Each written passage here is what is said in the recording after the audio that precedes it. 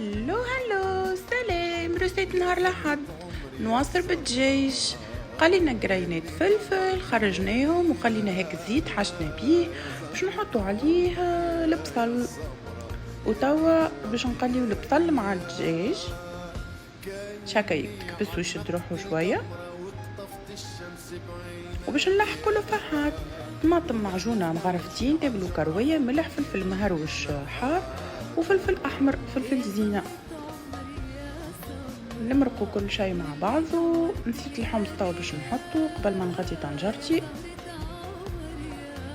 نعملوا تحريكه صغيره وباش نحطوا الخضره حطيت سفناريه وباش نحط كعبتين بصل، وانتوما تنجموا تحطوا الخضره اللي تحبوها انتوما، لان بث النواصر متاعنا رطيل عندي بالزيت، نحلهم بالكدا بالزيت باش يوصل كعبات النواصر الكل.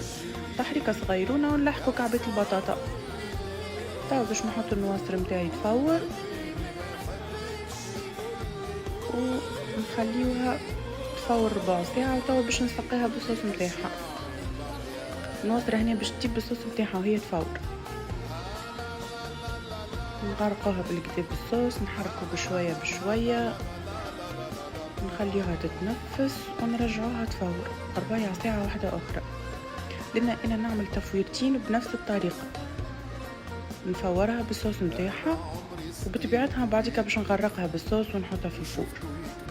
لان النواصر متاعنا طابت باش نعمل لها رشه فلفل اكحل ونسقيها بالكدا.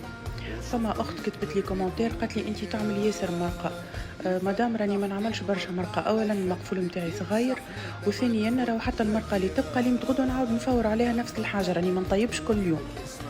بريف لهنا سقيتها بالكدا وباش نحطها في البوريكس متاعي باش نحطها تتجمر في الفور باش تشرب الصوص متاعها الكل.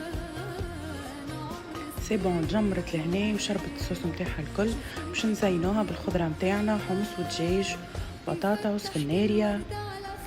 سي بون لوحه فنيه فريمون، لوحه فنيه جيت بنينه بنينه بنينه على الاخر.